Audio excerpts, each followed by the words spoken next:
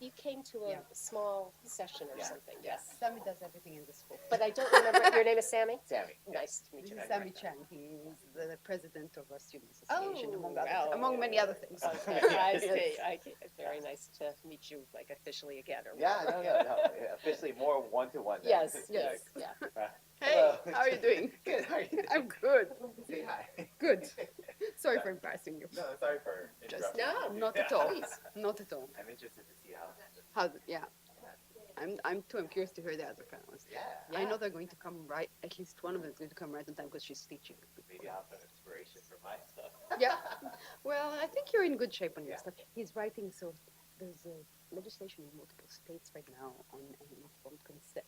Anti-vaccine activists are trying to approach vaccines by promoting informed consent laws designed to scare people from vaccinating.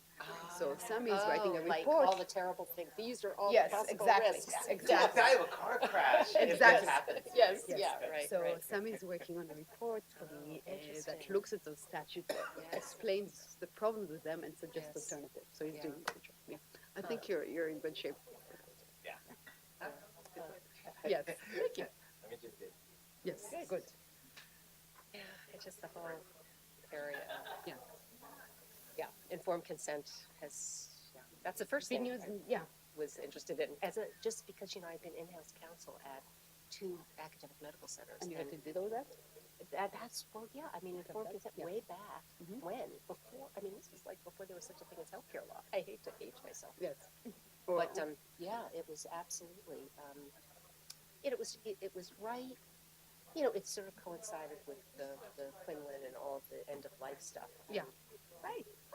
My husband and my daughter. Hello. I would just go. Say, Go ahead. Of course.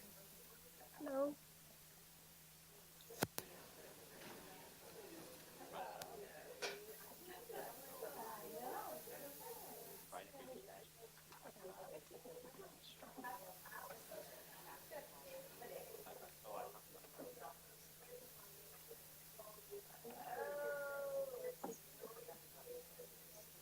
I have it written down. Yeah. I just brought it up. He doesn't know who it came from.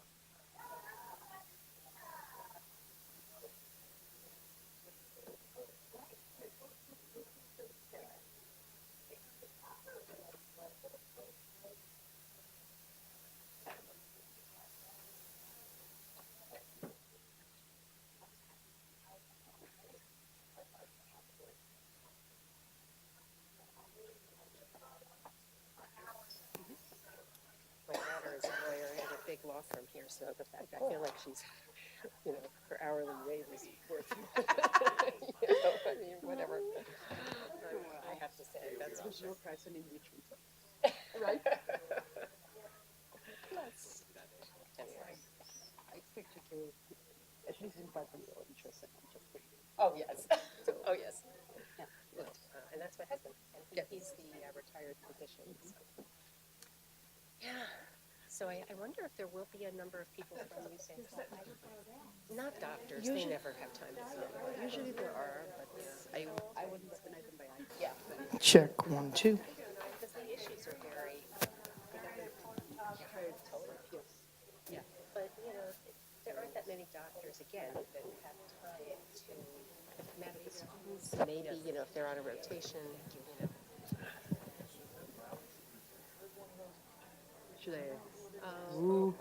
But you're being extremely diligent. Thank you. It's not your, I don't know, things in the. We can shout. It's just, Are you recording us? yeah. Okay. No, and we have Good. to speak into, I'm going to tell everybody because I've been Somebody's told. gonna edit it later, I think, and they said they're gonna be able to offer it up to UC, University of California. Wonderful. I am suppressive leadership. Oh, very important. Well, I hope that, and I do hope the equipment works. But yeah, we're all supposed to speak into the microphone and make sure that, this is my job, they told me. When people ask questions, to make sure they speak into the microphone because it's all being recorded, so. Okay. That's a good thing. But that is my responsibility, so. This is radical. Oh, okay. As always, Is Jamie coming? Do you know? I assume so, you know, and this is the thing, if she isn't, I'm not sure if I should be introducing. Sorry, I'm late. I had to run over because I just finished You had teaching. class, Dora was Yes, saying, I I'm told. I Martha. told. Martha, Nice to so meet you, nice to Radhika. meet you. Here, let me see if there's anything from Jamie. I don't think so. Sorry for holding my No, phone. no, no. So Radhika, I Nothing thought from I would Jamie. go to you first, just because. I'm it's the started, most- and I have tons to say, but I'm gonna definitely Wonderful. limit myself. Yeah. I think I'm just gonna rush to the restroom. Oh, Just yeah, keep sure, in class. If yeah, that- I'm there's with- time. yeah. This is Catherine your- isn't Catherine here isn't yet. here anyways. I'm going to keep it. Mine is going to be pretty short because it's not the focus of the role. Yes, So I hope yeah. that that'll help make up for any time. But you know, it's just interesting because that, you know, Yeah. one of the first complaints was already about, you know, Yeah. somebody who's complaining about the vaccine, so. Yeah. Because they're biblical tenets again. Where There did aren't. the Bible say that? I don't know, maybe it did. I'm not a scholar of the Bible. I'm not either, but I've looked into this because I had Yes, to. yes. And no major religion opposes vaccines, but that's not, of course, not the criteria. Right. The criteria is personal belief, and Right. I think the verses they draw on are verses about your body as a temple, mostly. Yes, yes, yeah, you're right. That's what they use now. Right, right, I mean, one of the things I'm going to say is that part of the problem is sincerity. yes. Well, Evaluating sincerity in this context, it's certainly not the only context, right, but it's probably one of those areas where I'd expect more insincere claims than in the other areas because I think there's more people worried about safety than about religious yes, restraint. yes. Yeah. So Yes, I know, and safety is am I not right protected. that we're supposed to first say something about our effects, the effect on our area before moving to your questions? Or are we just answering questions? No, Finding no, a no. way. We're each gonna, I'm gonna do 10 minutes, and then each of you is gonna do 5 to 7 minutes or Okay. whatever, just a little I'm bit, going you to know, plan. about what your I was issue planning for is. three or Yeah, for we, 3 or whatever. 4. It Yeah. doesn't, it's fine. Yeah, and then I have your question. And then I'll I'll yeah, ask, I'll perfect. go through, but I'll Perfect. probably start with, I'll probably end with you, I'll probably question her first. Perfect. I'm trying to think if I question her, you know what I mean, the questions are really gonna be like, I don't even know if I'll get to your question, because maybe there'll be some of the audience questions. You know, I'm Me? just giving questions so that if nobody else asks questions. Fine. I'm ready Right. if you ask, and I'm Okay. okay with Okay. yeah. I expect most of the discussion will focus on the other areas, which are indeed Are the central ones. focuses, Yeah. the foci of, Yeah. yeah. So, yeah, I just want to ask Jamie if I am supposed to like introduce you in terms of your, just You don't say need you're a professor at, Yeah. at Hastings. I mean, I'm not Yeah. gonna go through your whole, Of course. but, maybe she'll do that. Hey, Jamie. How you doing? So my plan is just to get up and like welcome everyone and do a little intro of all of you. Perfect. Yes. And I'm just waving because I have a Hey, terrible oh, cold. okay, I'm well, trying not to give I you hope you feel my better. germs. Yeah. Thank you. I'll just introduce all of you. And I'm gonna say like, cause in your bio, it's not exactly like what you're interested in religious. You know what? Well, as a matter of fact, there's another big tome on conscious clauses that I wrote a number So of years then ago. the thing is, So- you've written them in the area and you've practiced Yeah, in that's the what I was area. gonna say. So She's that's written fine. several articles on Yeah. this. Yeah. I can't touch, Yeah, don't touch me, Ron. conscious I'm Yeah. really clauses sick. is one of the Yeah. areas that I have a terrible I've done a lot of terrible research on. respiratory. Yeah. Yeah. Good to see you. Thanks for coming. Are you gonna say, oh, okay, so you're gonna introduce each person like this person is here because of this. Yeah, that sounds That good. takes it away from I me. came Yeah. down I don't just want like 3 days ago and I was like, oh, Okay. such bad timing. Yeah, I We know. missed you at the Bio And Palooza. I will catch up with you was when a my week brain is ago. working better about a couple So many other. things. I got I'm not part of Sounds that. like, yeah. But yeah, it sounds like fun. Yeah. um, Just so many things it going was, on. I was Oh, I every know, time I was That's one of the things that finding out here, I mean, obviously, Yeah. but I was working full time. and Yeah. so But I he could take was really advantage of interested, so I Yeah. thought Now a you- now conversation it- scheduled it with him. I'm going to approaches have to also, see quite yeah. a volume of patients. Really, if you're getting to do these things, Yeah, it's just, it's great. Have you been out here, I know you're from Israel, just because I read that. Yeah. thing. Have you been here? I've been in the United States Where- since say that again. 2000. I came for my PhD. Mhm. I've been in Hastings since 2006. So you've been out here, and did you come Oh. for? were you Yes, in yes, I did my Minnesota? PhD in Hastings. So I've been in this area Oh, all the okay, the whole time. time. Yeah. Oh, lucky Yeah. you. I don't know enough about the rest of it, although my husband's from the East Coast, so Okay. his family's there. Yes, So we you go visit. there, yeah. And Marcy, Which because he has Rehoboth, Massachusetts, on the border of You know, my husband's from Plymouth, Massachusetts, which is Because very they're not a close. religious. Yeah. So, it's wonderful. Yeah, we go in Christmas and we try to go in the summer. This year we'll go to Okay. Pennsylvania to meet our grandparents and then drive to Massachusetts. I was referred to someone else, but anyway, I'll circle back. My They're at mind just Hartford, like right the next to title of Philadelphia. Dayquil. And, Which Hartford? yeah, you look good though. Yeah, that's it's It's Harvard, it's Harvard. Haverford. Yeah. Why was I saying Harvard. Hartford? Yeah, Hartford is We'll Connecticut. chat Sorry, I after. got confused for a moment. Okay, so Haverford. if I need Yes. medical attention Haverford, during this sorry. event. Sorry, I got Yes, confused. it's Yeah. very pretty suburb. Yeah. The whole area is beautiful. Yeah. Pennsylvania is So, Martha, are you the sister of Barbara? Yes. Okay, because you know, of course, I'm very close to the whole end of life choices in New York, Oh, my where God. she was Yes, very of course, involved. yeah. Anyway, now, I was trying to remember why your name was familiar. Anyway, right. Nice to meet you. Okay. So nice to meet I'm not you. shaking hands because I'm sick, Oh, okay. and I don't Kind of. want to get anyone. Yes, exactly. Good. Hi, everyone. Welcome. I'm Jamie King. I'm the co-director of the UCSF UC Hastings Consortium on Law, Science, and Health Policy. Thank you all for coming out to Morality at the Bedside, how stronger enforcement of physician opt-outs could improve patient care. We have a wonderful panel for you today, and we're really excited to share this event. Our panel is going to be moderated and led by Martha Schwartz, who has written extensively in the area of conscience clauses and religious opt-outs. Martha also has served as a member of the in-house legal staffs of Hahnemann University, which is now Hahnemann Hospital, and Drexel University School of Medicine, as well as Thomas Jefferson University. And she spent 12 years providing legal assistance about a vast array of issues affecting academic medical centers. Next we'll have, and she's going to basically give us an introduction to the topic, an introduction to the proposed Health and Human Services rules regarding opt-outs and physician conscience clauses. And then what we're going to do is, after getting sort of the overview, she's going to lead us in a discussion with each of these experts in a variety of medical fields that are likely to be touched by these new proposed rules. And so first we'll have Dorit Rice, who is a professor here at UC Hastings, and she focuses on, her research examines accountability of agencies at the state and national and international level, but her work is probably best known for her work on vaccination law. And so she's going to discuss how these exemptions might impact vaccination across the country. And then we'll turn it over to Professor Radhika Rao. And Professor Rao is also a professor here at UC Hastings, and she writes and teaches in areas of constitutional law, comparative constitutional law, property, and law of the human body.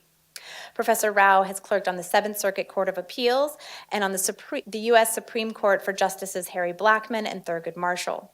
She's written articles on abortion, assisted reproduction, cloning, stem cell research, genetic privacy, gene patenting, and property rights surrounding the human body. And she's going to be talking to us a lot about how these rules are likely to affect abortion rights, reproduction rights, contraception, and those things. And then finally, we will hear from Catherine Tucker, our newest addition to UC Hastings and the UC Hastings Consortium. Catherine Tucker is the director of the End of Life Liberty Project. And the End of Life Liberty Project is at the forefront of the national movement to protect and expand the rights of mentally competent and terminally ill patients at the end of life. Ms. Tucker has served as lead counsel representing patients and physicians in 2 landmark cases decided by the U.S. Supreme Court, Washington v. Glucksberg and Vacco v. Quill. And these cases asserted that mentally competent and terminally ill patients have a constitutional right to choose aid in dying. She also has argued numerous cases at the state Supreme Court level, asserting several of these rights as well. And so she's going to be talking to us about how these proposed rules will affect the right to aid in dying and end-of-life liberty. So without further ado, I'm going to turn it over to Martha Schwartz, who's going to lay out some of these rules and get us started. Thank you so much for coming.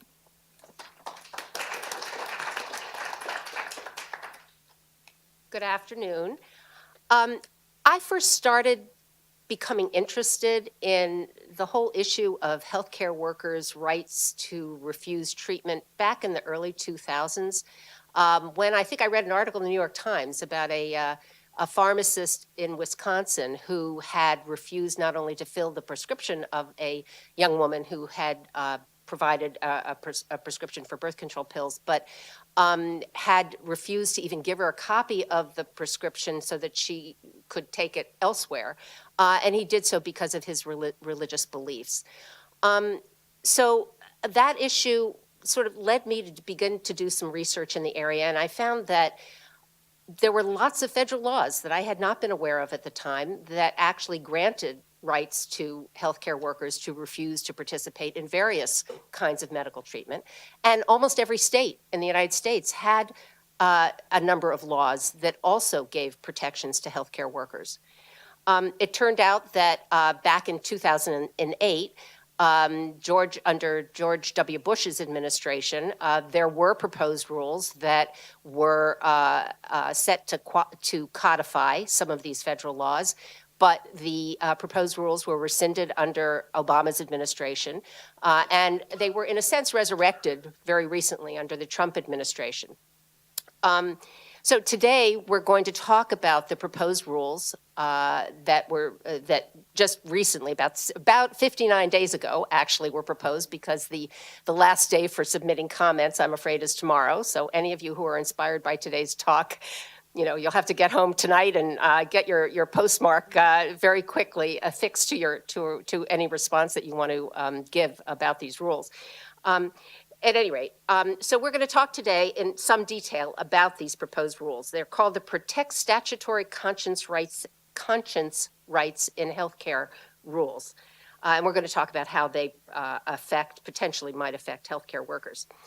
So as the DHHS commentary in the rules mentions, the right of conscience has been part of the American kind of culture since its earliest days, with Washington and Jefferson and Madison and all of our founding fathers talking about the importance of conscience.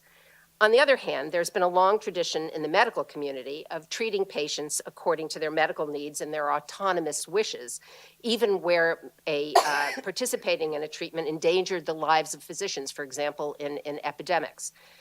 Or contradicted their beliefs. For example, physicians were always considered to have an ethical responsibility to treat the enemy in a battlefield situation. Moreover, there's been a strong recent trend toward respecting patient autonomous decision-making, even where it conflicts with physician recommendations. And I think Catherine is going to be able to talk about that more because it certainly has come to the forefront in the area of end-of-life decision-making. So conscience exceptions to professional obligations force us to consider a lot of questions. What happens when these principles conflict? Should a healthcare professional be required to act in accordance with generally accepted medical ethics, or should her religious beliefs override those obligations? Should a healthcare professional, on the basis of his or her religious beliefs, be permitted to refuse to comply with a patient's autonomous decision? Should refusing healthcare professionals be required to refer patients elsewhere if their religious beliefs prevent them from participating in treatment, or would such a referral be considered complicity as far as the healthcare worker is concerned? What happens in an emergency situation where no reasonable accommodation can be made to a healthcare professional who refuses to participate in a treatment? In sum, in case of a conflict, what takes priority? The religious beliefs of the healthcare worker or the medical needs of the patient? Just a few situations that have actually have been reported. Will an OB/GYN be able to refuse on the basis of her religious beliefs to provide an abortion to save the life of a patient? Will a pediatrician be able to refuse to treat the children of lesbian parents because she disapproves, based on her religious beliefs, of the parent's lifestyle? Will a physician be justified in refusing to prescribe pain medications to a patient because his religion instructs him that God wanted us to suffer? Will a physician be able to refuse to respect the wishes of a terminally ill patient to truncate his suffering at the end of life by withdrawing artificial life support? So our panel today, as was evident from Jamie's introduction, consists of experts in the area of, reproductive technology in the middle of this little group, vaccination to my immediate left, and end-of-life decisions at the end. So I'm going to begin by giving a brief description of the proposed regulations, and then we'll go on to each person will give a very brief description of how they think the proposed rules might affect their area of expertise, and then we'll open it to questions. We're trying to leave a lot of time for questions because we think this is such a stimulating area and controversial area for discussion. So in many ways, the proposed rule is merely a codification and clarification of several federal laws that have been on the books since the early 70s. And as I said, in some ways, it's a resurrection with modifications of the 2008 rule that was proposed under the George W. Bush administration. I'd say the primary law that is codified in this set of proposed rules is the Church Amendment, which was enacted back in 1973 in reaction to Roe v. Wade. And it prohibited the use of federal funds to require any individual or institution to participate in abortion or sterilization. That was its primary focus. If such participation conflicted with the person's or the institution's religious beliefs. It prohibited federally funded institutions from discriminating against applicants for medical internships and residencies based on the applicant's refusal to participate in abortions or sterilizations. But moreover, it actually protected the right of all healthcare personnel to refuse to participate in any healthcare service or research on the basis of her religious or moral beliefs. So it had a much broader cast, even though its focus was on abortion and sterilization. So that was back in the early 70s. And then it was about, maybe 18 years later that Congress passed the Coates Amendment, and that confirmed the federal government's determination to provide federal funds to institutions that lost accreditation because they refused to provide training for abortions. And then a few years later, in 1997, Congress passed the Weldon Amendment, permitting Medicare Advantage plans, the health insurance plans, to refuse to provide counseling or referral services for any healthcare services to which the plan had a religious or moral objection. And then finally, and I have skirted over, there have been several consolidated appropriations acts that have also added exemptions for religious beliefs. But the latest kind of law that most people are familiar with, the Affordable Care Act, actually provided religious exemptions, even though it had a mandatory, the contraceptive mandate that probably most of you are familiar with. It permitted religious institutions to not participate in providing insurance for contraception. And of course, there's been a lot of litigation over that law and that exemption. So these proposed rules, when I said they try to clarify and expand the rules that were set forth in the statutes themselves, I want to go into a little bit more detail about that before we get into our panel.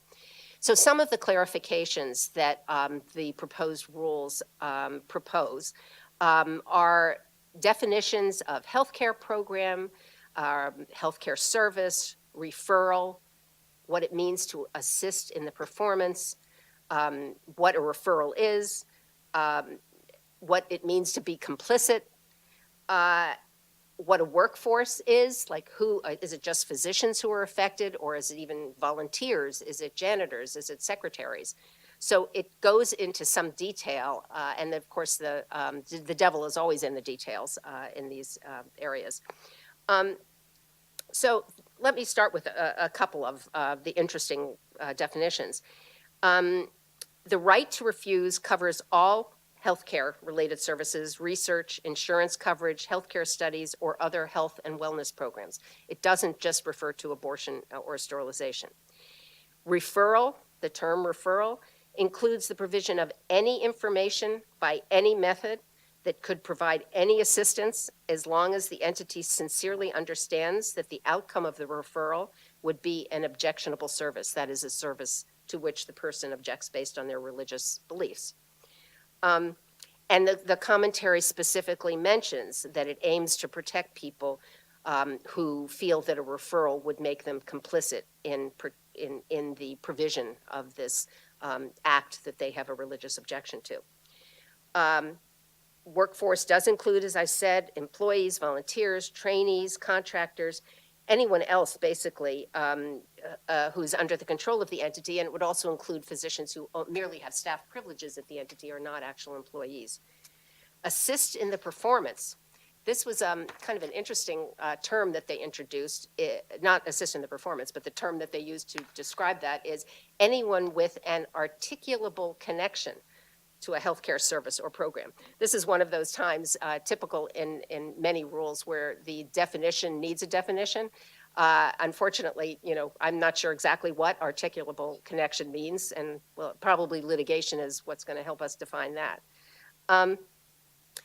It also, so there have been cases in the past, and this rule arguably would extend to janitors who might object to cleaning the room of a gay person, secretaries who might refuse to file forms for a patient receiving an abortion. Again, a wide net is cast here by this proposed rule. It also does deal with protecting patients who refuse based on their religious beliefs to provide vaccinations for their children, provide hearing tests, participate in suicide prevention programs for their children. From a global standpoint, it prevents healthcare organizations offering comprehensive HIV programs from distributing condoms as part of their programs. And at two other, or three other, I guess, major points, it requires healthcare institutions to post notices that inform all of their workforce, that expanded definition of workforce, of these rights. It requires them also to indicate on a yearly basis that they have complied with the rules. So in other words, a certification process. And it establishes a special division, a special office within the Office of Civil Rights that is, whose focus is religious discrimination. And that office is now up and running and has been accepting complaints. In fact, since the Trump administration began, the number of complaints has, quadrupled, it hugely expanded, the number of complaints by people in workforces who believe their religious rights have been infringed upon by being required to participate in healthcare procedures to which they object. A few more cases. The latest complaint, I found this interesting. I just went onto the website of the OCR office. It involved a nursing home nurse who, based on her belief, and this is, I'm quoting, that Bible-based scriptures prohibited flu shots, refused to be vaccinated against the flu, thus potentially exposing patients that she treated. Other examples of actual cases involving refusal of healthcare workers, an OBGYN that refused to perform artificial insemination on a lesbian, forcing the woman to go outside her insurance network, which would have paid for the procedure, and now, expensive. She had to pay for her own expensive treatments. A group of nurses refusing to assist in circumcisions. A pediatrician who refused to treat the child of a lesbian couple. A Catholic medical center that refused to honor a dying patient's request to remove his artificial feeding tube.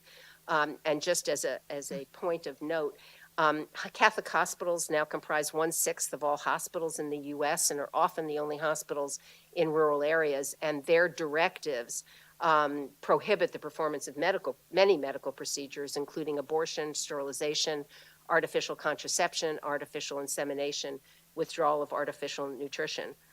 A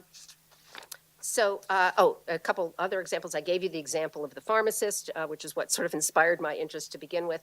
And then one of the particularly bad cases that I had found in my research involved a physician and nurse midwife in rural Pennsylvania who refused not only to perform a medically indicated abortion in an emergency situation, but refused to refer the woman because of the complicity issue, and the woman later ended up losing her uterus because of the procedure was not done when needed.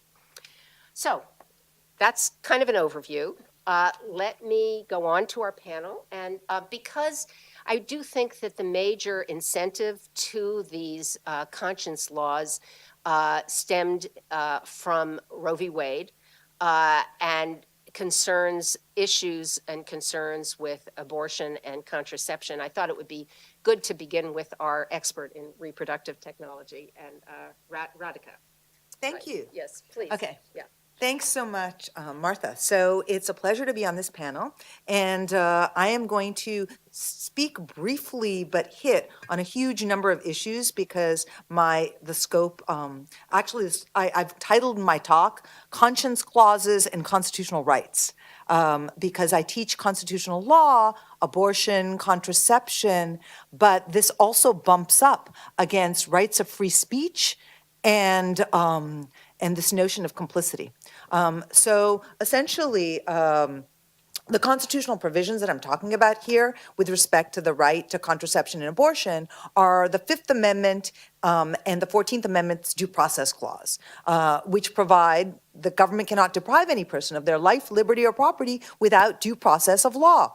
All of you know that in Roe versus Wade, the Supreme Court held that under the Due Process Clause, a woman has a fundamental constitutional right to terminate her pregnancy, a constitutional right to an abortion, and that the right to privacy and due process also encompasses the right to choose whether to bear or beget a child, so the right to contraception. So we're talking about constitutional rights here. But Planned Parenthood against Casey, the next big Supreme Court case, kind of reframed the inquiry, and the court substituted a new test, the undue burden test. So I think the question here is, to the extent that these Conscience Clause exemptions permit healthcare providers to refrain from providing medical services that implicate fundamental constitutional rights, do they bump up against, or what are the constitutional, how do they interact with the constitutional right to an abortion? So my answer would be that while the Supreme Court has held that there's a fundamental constitutional right to an abortion, that doesn't necessarily mean that the government has to provide people with access. So in the abortion funding cases, Maher v. Roe and Harris against McRae, the Supreme Court held that when government funds medically, under its insurance plans, childbirth, and even perhaps in some cases, some forms of medically necessary abortions, it doesn't need to provide funding for other, even medically necessary abortions. So basically what the court held in the abortion funding cases was government can withdraw itself from the abortion enterprise. It doesn't need to provide access. Government may not place obstacles in the path of a woman seeking to exercise her fundamental constitutional right to terminate her pregnancy, but it need not remove those obstacles that are not of its own creation. So what does this mean? Government can fund childbirth, but it doesn't need to pay for even medically necessary abortions. Moreover, some states have said that they've prohibited the use of public employees and even public facilities for the purposes of abortion, and the Supreme Court has upheld this under the logic of the abortion funding cases. Government cannot enact laws that prohibit abortion, but it does not need to remove those obstacles that are not of its own creation. It doesn't need to provide access. It doesn't need to provide funding. It can essentially withdraw itself from the abortion enterprise. That's the kind of constitutional logic that we're talking about. On the other hand, I think when government enacts regulations that permit individuals to refuse to provide medically necessary services, you could argue under the logic of Casey that that constitutes an undue burden upon the woman's fundamental constitutional right to terminate her pregnancy. So, for example, in the most recent case of Whole Women's Health against Hellerstedt, the Supreme Court held that when Texas enacted laws that regulate abortion facilities that provide abortions, that require them to satisfy the requirements that are imposed upon ambulatory surgical centers, or that when Texas enacted a law that required physicians who performed abortions to have admitting privileges in hospitals within a 30-mile vicinity, the court in Whole Women's Health against Hellerstedt in the face of evidence that showed that upon enactment of these laws, the number of abortion clinics in the state drastically dropped, the court said those laws enacted by the state of Texas constitute undue burdens upon the abortion enterprise. So here, I think if we had empirical evidence that said, once you enacted, the federal government, these regulations that permit not just individuals, but institutions to refuse to perform or even to participate in abortion, if we have evidence that that drastically limits the number of facilities that are available for women to terminate their pregnancies, maybe you could argue that constitutes an undue burden upon the abortion right. So here, I would suggest the need for evidence, empirical evidence. And to any of you out there who are engaging in that kind of research, wow, right? What an opportunity for the people who could engage in research to show that this constitutes an undue burden. Moreover, I'd like to point out that the evidence could prove, my intuition on this is that the impact of the diminished access is likely to be felt by the most vulnerable members of our society.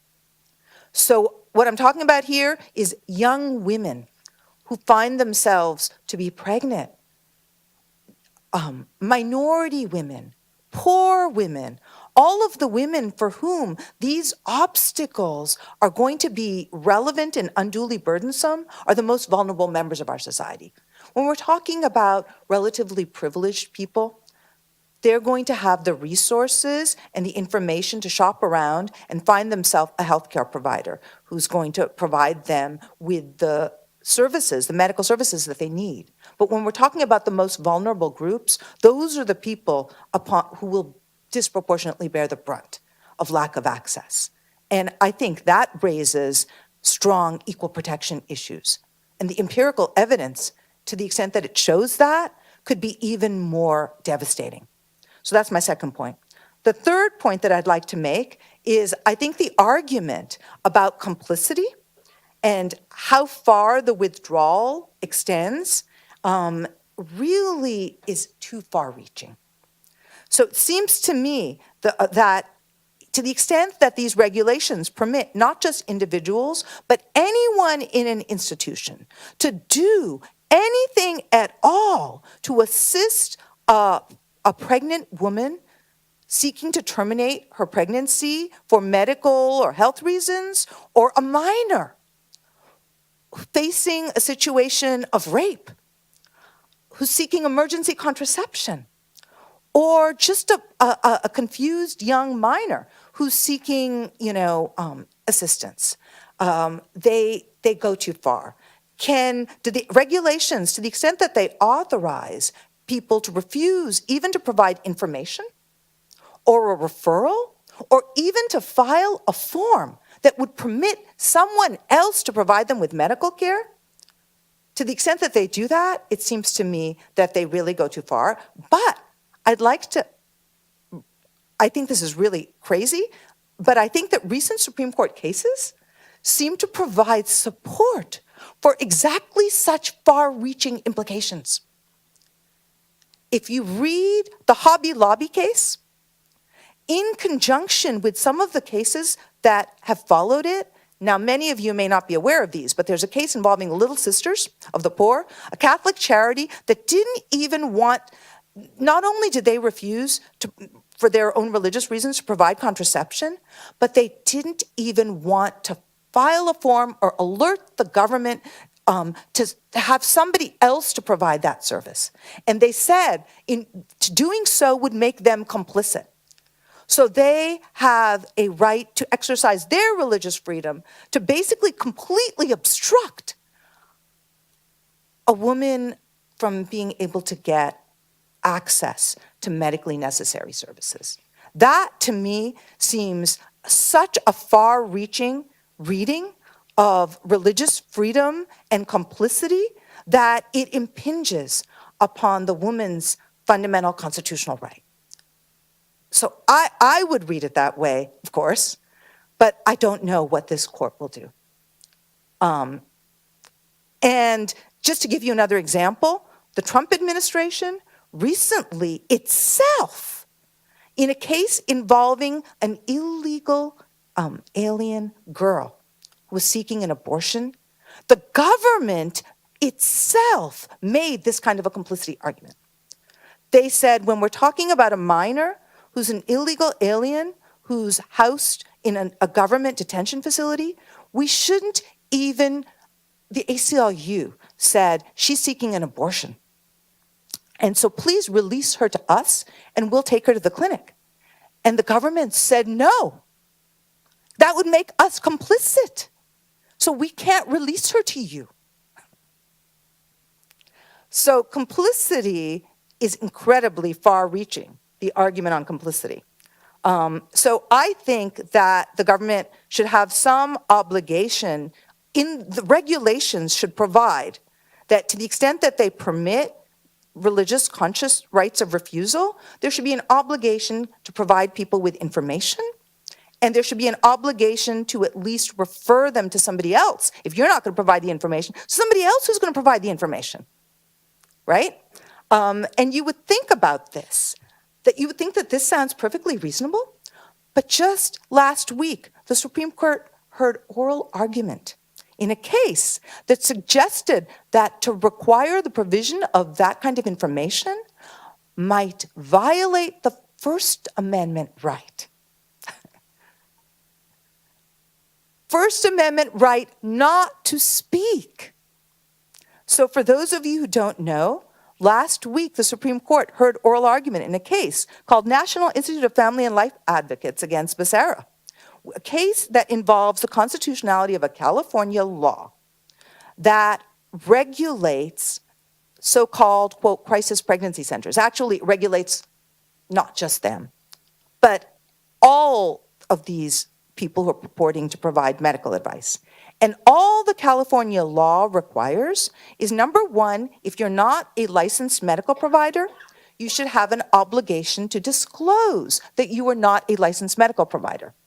And number two, if you are not a licensed, even if you are a licensed medical provider, you should simply have an obligation to put up a notice in your clinic that purports to be providing medical advice that says something to the effect that California offers free and low-cost prenatal, contraceptive, and other services, including abortion.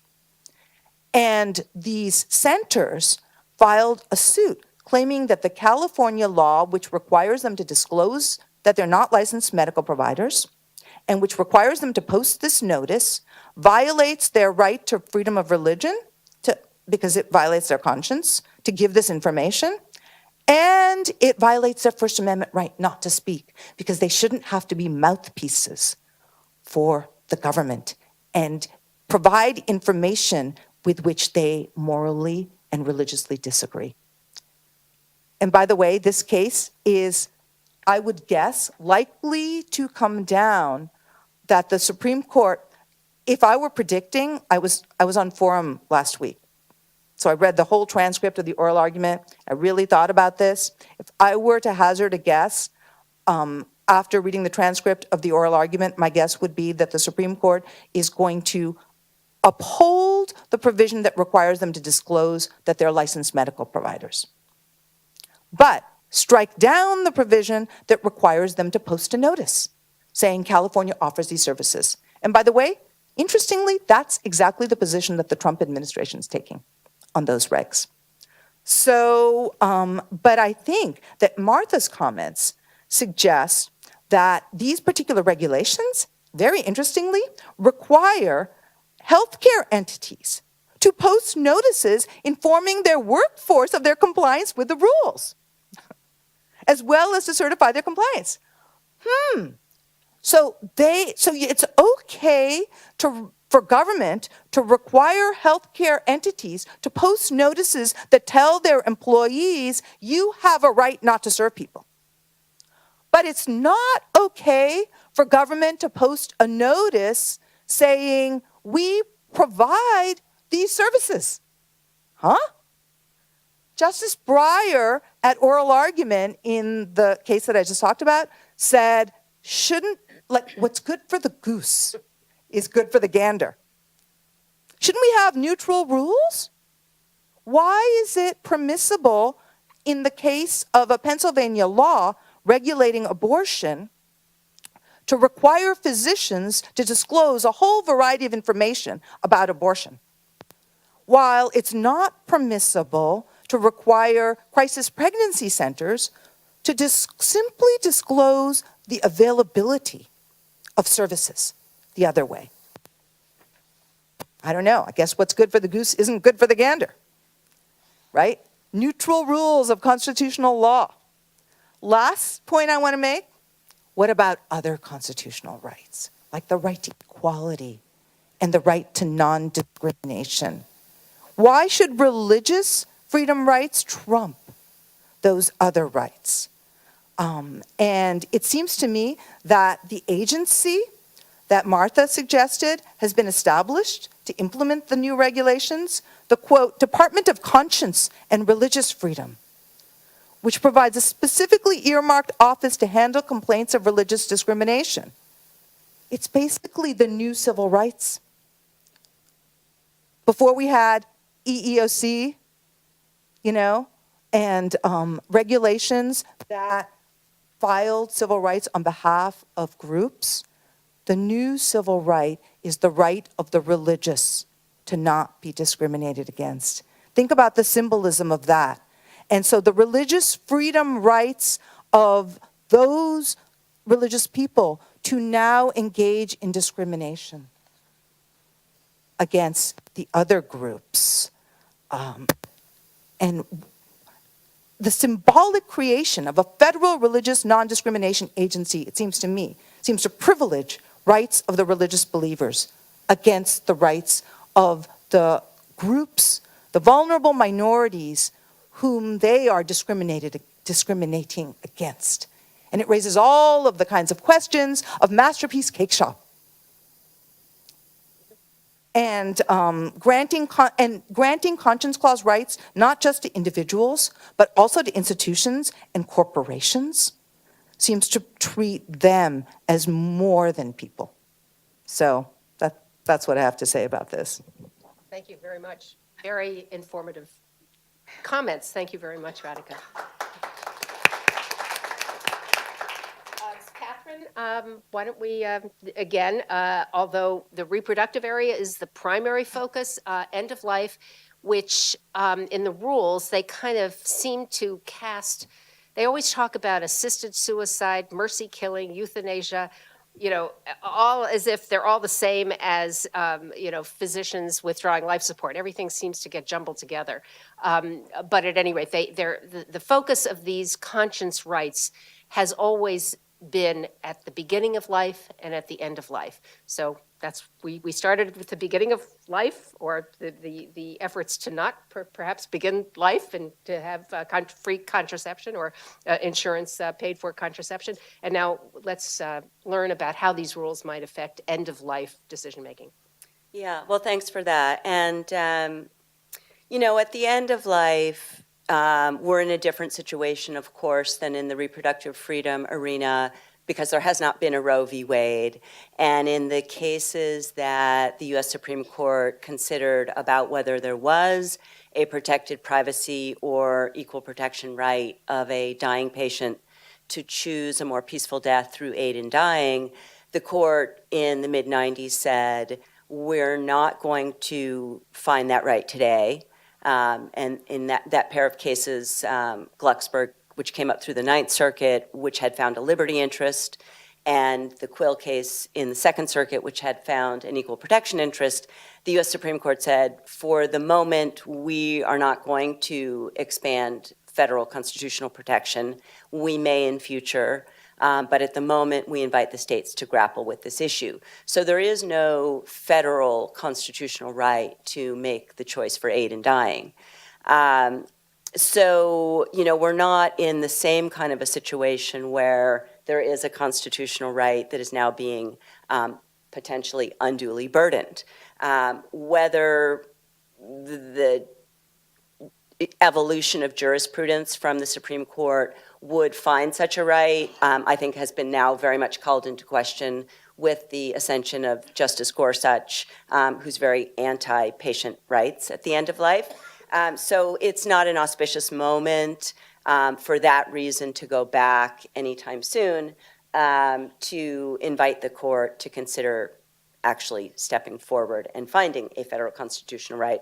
So a lot of the patient rights work has been happening in states, and either through state legislative process or state judicial process.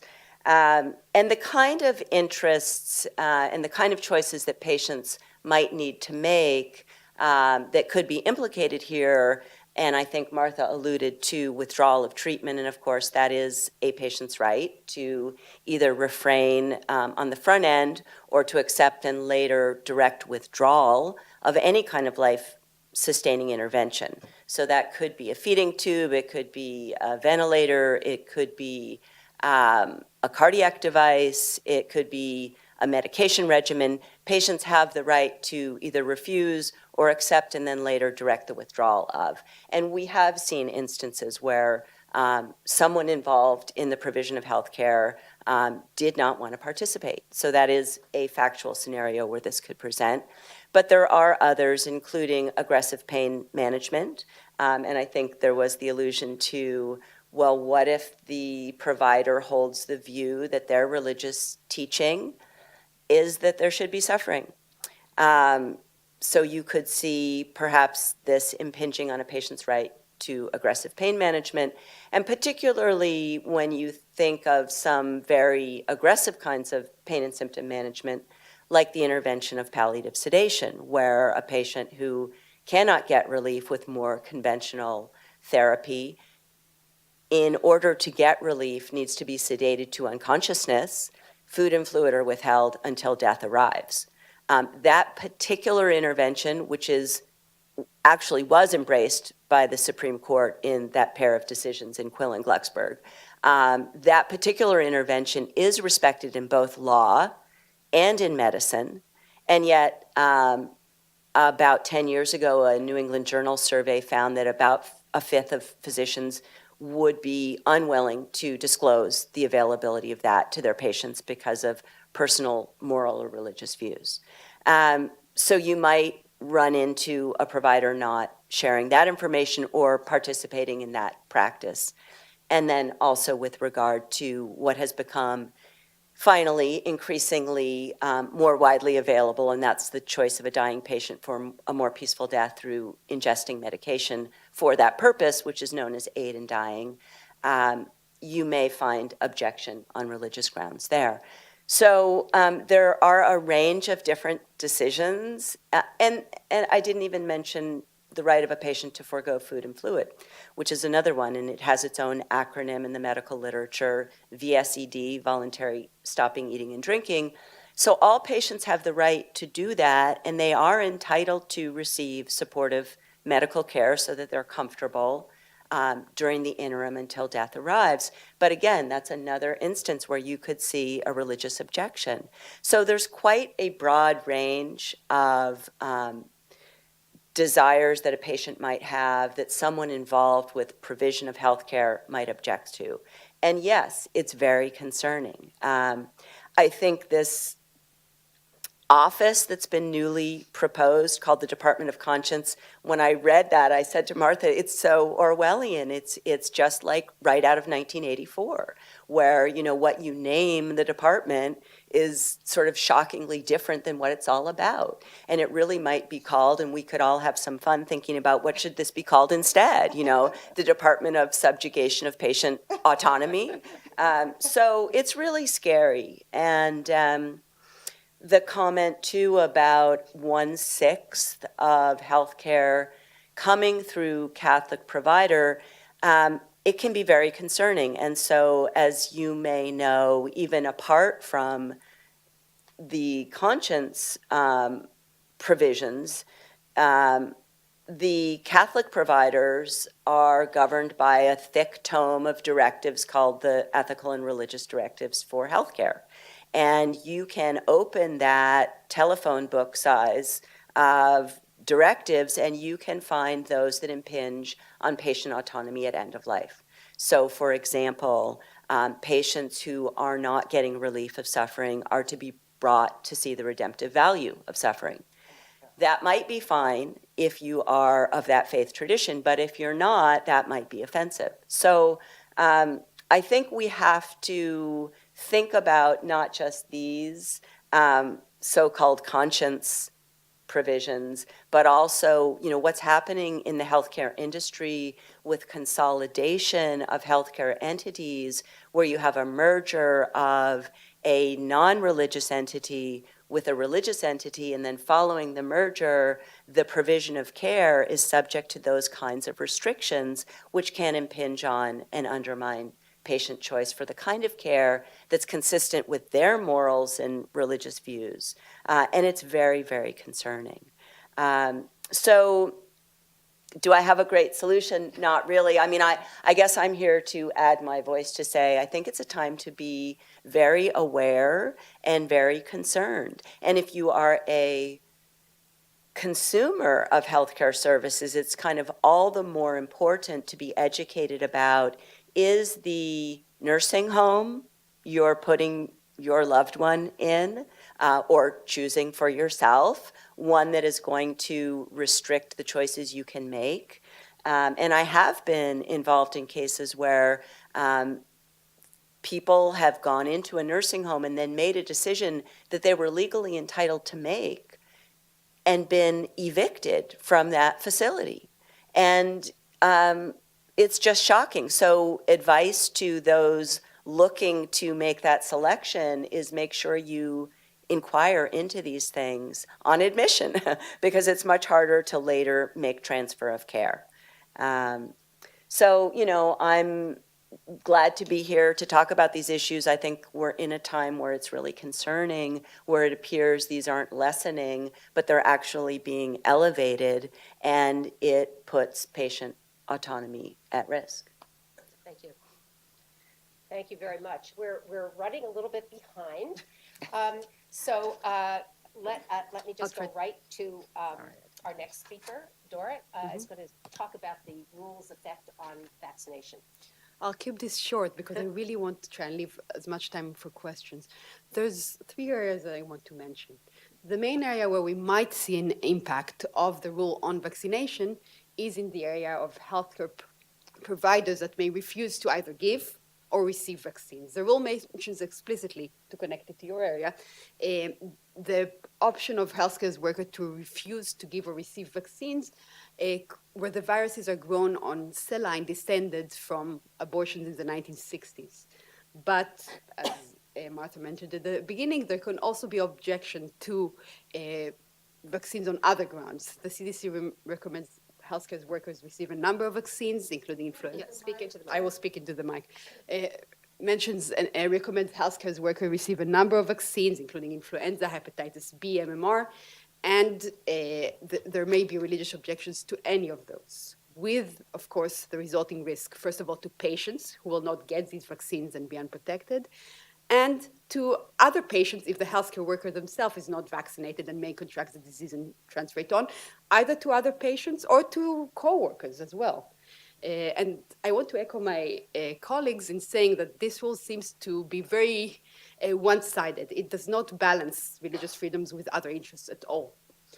Other areas where the rule might affect vaccination, and while my colleagues emphasize the risk to patient rights, one area this might affect vaccination is in upholding patients' rights in the sense that the rule may be interpreted to forbid providers to refuse access to parents of unvaccinated children to their care. One provision mentioned refers to respecting religious exemptions provided by state law. That has the advantage of providing more care to unvaccinated children, but it can create a risk in the waiting room to other children that providers may not be willing to impose on their other patient. And finally, I just want to mention, because the issue has come up in discussions of this rule, that this rule almost certainly does not prohibit states from requiring vaccinations from school or limit their ability to mandate vaccines in any way. First of all, because it's not aimed at education in schools. And second, because it emphasizes several times that it's trying to respect state rights rather than override them. And it'll be interesting to see how that interacts with some of the issues raised here. I'll stop now because I really want to leave time for questions. Yeah.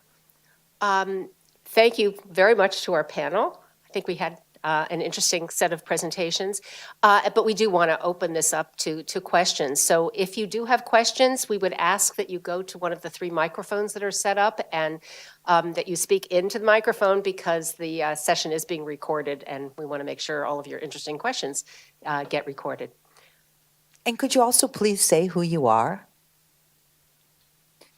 Why don't we start just because this woman at the very end was the first person, and then we'll kind of go down the line. Thank you. I'm Susan Ford. I work with seniors, keeping them current and managing some of their issues that come up as they age. One of the concerns that no one has talked about is the role of insurance companies in all of this, and whether they, in fact, can be complicit in preventing patient autonomy and care. Yeah, I mean, I think the rules actually make it clear that insurance companies are covered by these rules. So, and as well as the sponsors, so that companies that purchase insurance are also can assert their conscience rights, and insurance companies can assert their rights, and certainly insurance companies can. They mentioned someplace in the commentary something about. The right of people to purchase abortion-free insurance, that is insurance that does not cover abortion. And it sort of goes along with that attenuated complicity kind of argument that somehow you not only have a right to have your health care insured, but you have the right to have insurance that doesn't also provide abortion coverage for other people. So some of that is in the rule. I don't know if anybody else would like to comment on That's that. interesting, because I'm thinking on the abortion-free coverage, I mean, this is horrible to suggest, but I think actually it should be more expensive. Because if you think about it, childbirth is really expensive, and so are all of the other costs of coverage. So sure, let's provide abortion-free coverage, and please charge the market price for that. Does that reach your, I'm not sure if that answers your question, are you? It's just whether insurance companies can say we're not going to provide certain kinds of insurance because we are a religious. Yes. Okay, let me just repeat that for the sake of the camera and the recording.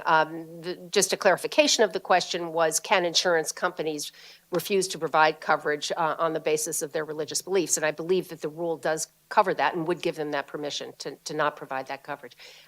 Let me go to the middle. Okay. Middle microphone, sorry. It just seems to me that this religious belief concept is totally open-ended and can be used for anything. I can just claim my religious belief. I don't have to justify it. I don't have to cite any references or anything else.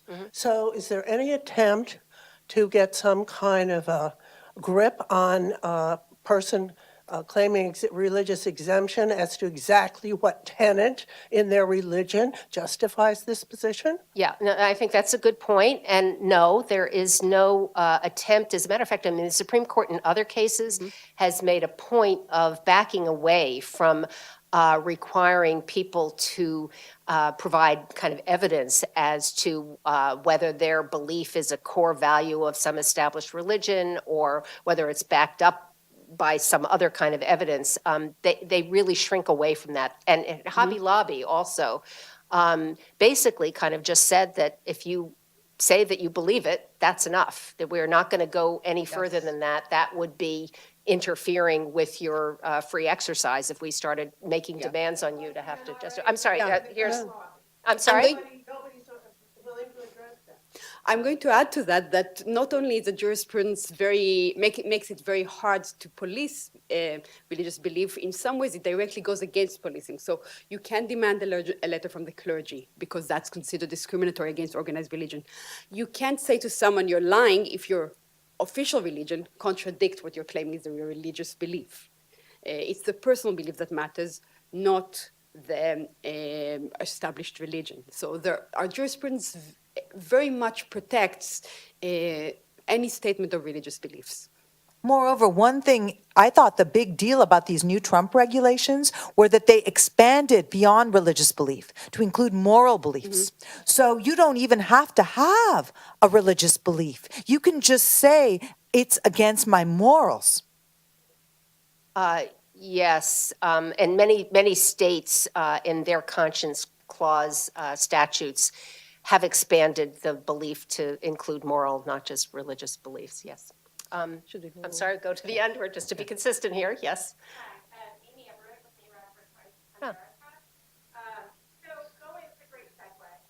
So you can now be exempt on any religious or moral beliefs. What if it's my moral and religious belief that I do give care to women that they need, or end of life care, or vaccine, and I'm working for a company that's violating Good. my beliefs?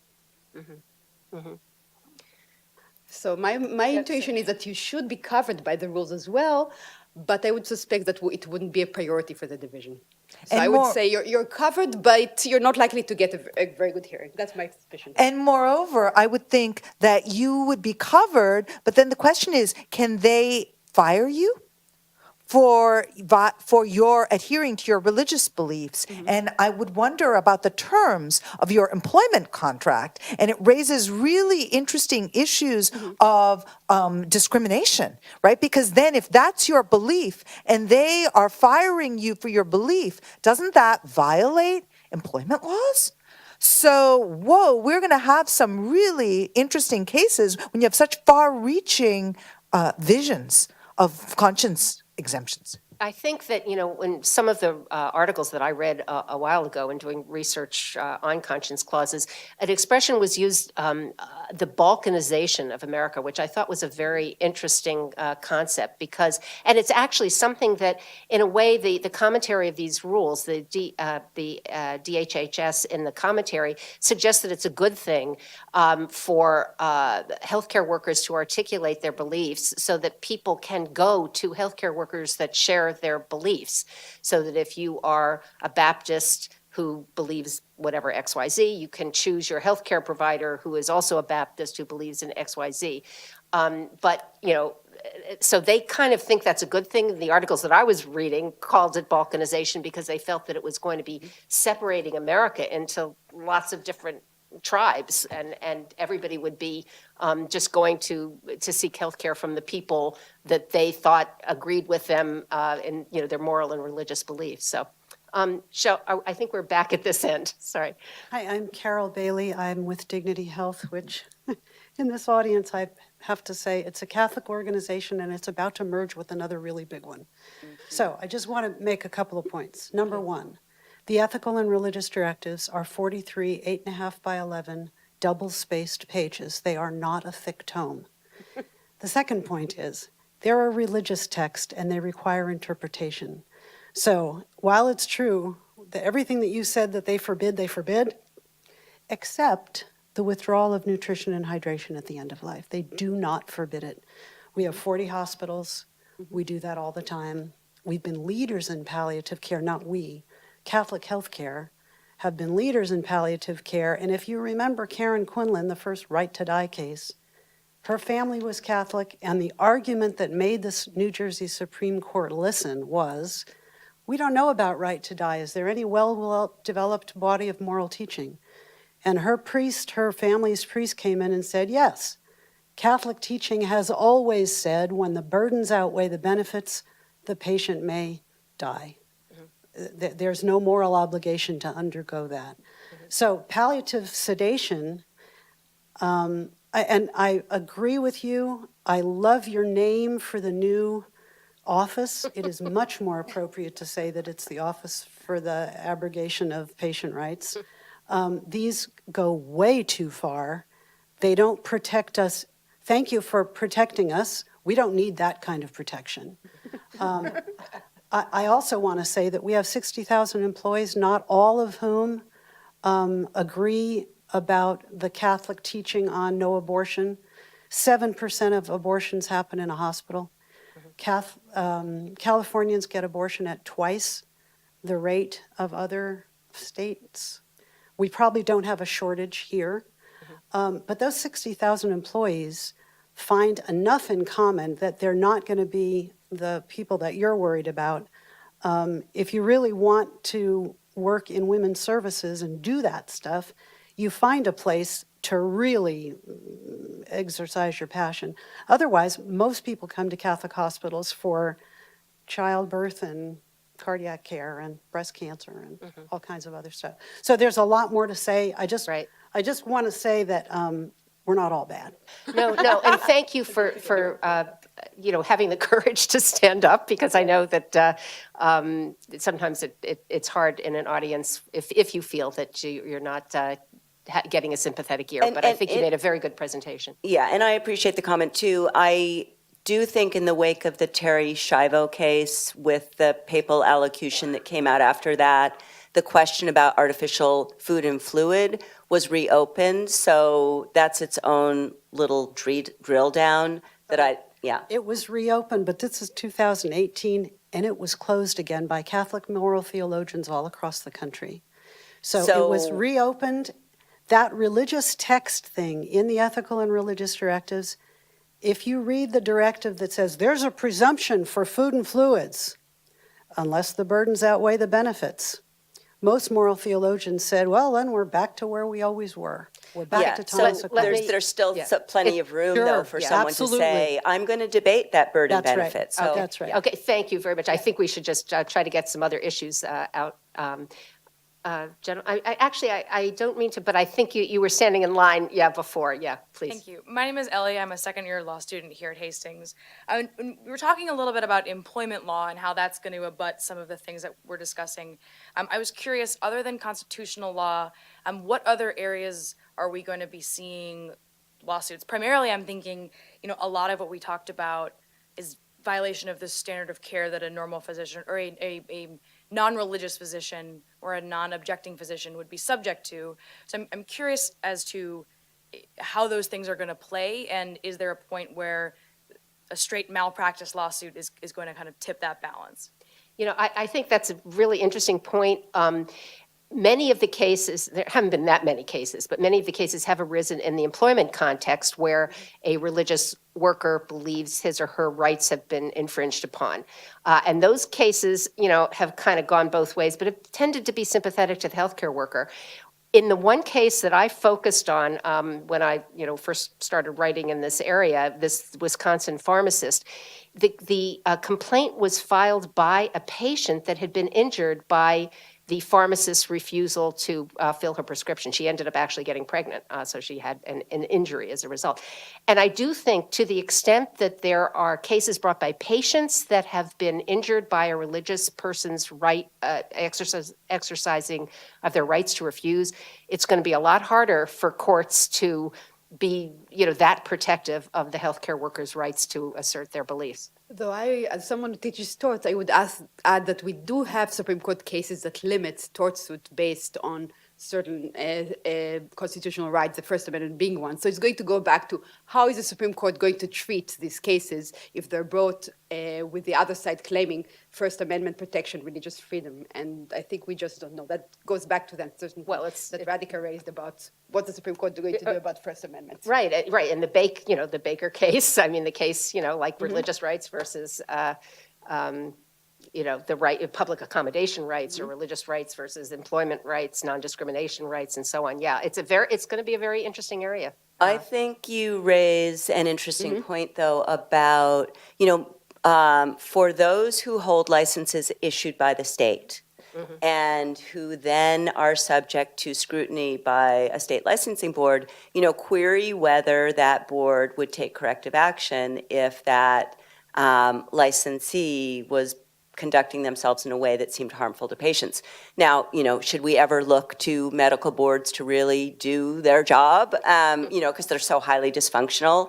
So that's one question. But you'd like to think that if the licensee is conducting their practice in a way that shows harm to patient, that they could have a sanction on their license. So interesting. Except question. what about when that sanction butts up against the licensee's constitutional religious rights and/or First Amendment rights to not comply. So if they sanctioned them and that the argument was that they should have provided information or they should have provided services that would have made them complicit, then it seems to me it's not clear that the board has the right to sanction them.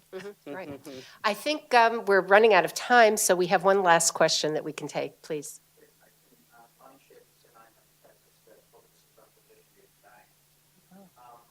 There's a parallel situation happening at the other end of life to what we're seeing in the recent Supreme Court hearings about what's happening in pregnancy. And so the parallel that I can give you is existing case right now, not a legal case, but a situation. We have in the North Bay, there's a Catholic hospice and there's a non-Catholic hospice both with many patients. And the argument we're making, when somebody gets admitted to the non-Catholic hospice in position 8-9, that hospice will act as consulting or second physician and save a whole other steps for the patient to find themselves. If they're admitted to the Catholic hospice right down the block, that hospice will not provide that service to the consulting physician, although they will allow the patient to have position 8-9. They won't oppose it, they won't need it. The question that's come up is that my argument with the Catholic hospice is that you should disclose up front from the time that the patient hits your door, that you're not going to provide that service, because if the patient then later decides, or has decided even though they haven't talked about it, that they want position 8 and 9, they then have to go outside of that service in order to get the consulting position, whereas the hospice down the block will not adhere to that. So there's a question of sort of truth in lending here. Yes. Which is that, are you disclosing up front exactly what the services are, and is that an informed consent decision? Then I think that with this new law, my argument goes out the window, that the Catholic hospice should disclose up front. And so I'm wondering what you think about that. Why now use that argument with this new law? Well, first of all, these are proposed regulations, okay, just so you, yeah. I mean, they are likely to go in effect as they have been written, actually, but. They do. Uh-huh. The argument changed. The argument that I have now is that the Catholic hospice should be disclosing up front. If they don't provide that service. Yeah, I'm not clear why you think that that would have an effect on their obligation to disclose. I mean, they clearly have the right not to participate, not to get a consultant, not to refer. Right. That is in these proposed rules. But I'm not sure that I see a way that it would affect whether you could ask them to, inform people up front. I don't Yeah. see. I guess does anybody else I have any think that I thoughts about could ask, Yeah. but their argument would be much stronger if the new regulations were in place, that we don't have to do anything like that. More than the regulation, I think what will impact you is the case that Radhika mentioned. Will there be rights to refrain from speech? Does the First Amendment cover freedom from speech in this context? I think that will be Right. more impactful on your concern than this one. Right. But even if the Supreme Court does strike down the law that requires the unlicensed clinics to disclose that they're unlicensed, it seems to me that California should reenact laws that are more neutral. And one of the clear points that was made to me in oral argument was Justice Ruth Bader Ginsburg asked California, why don't you enforce your fraud laws? And so you should ask the state to enforce its fraud laws, which if they are implicitly engaging in deception and misleading people, that is subject to fraud. And I don't think the court's going to say that you can't enforce those laws. Now, requiring them to come up with a notice, that's different. I think we are at the end of our time. This has been a very interesting discussion, and we really appreciate your questions. Thank you very much. Thank you so much for coming. We're going to have a reception right now to celebrate the coming of Catherine Tucker and the End of Life Liberty Project to Hastings. Please come join us. We can continue this conversation. I'm sure the panelists will stay there. Oh, it's just right out here in the atrium. So please continue to join us and help me thank the panel. Thank you. That was fun. Yeah. That was fun. I want to write a paper now. That was awesome.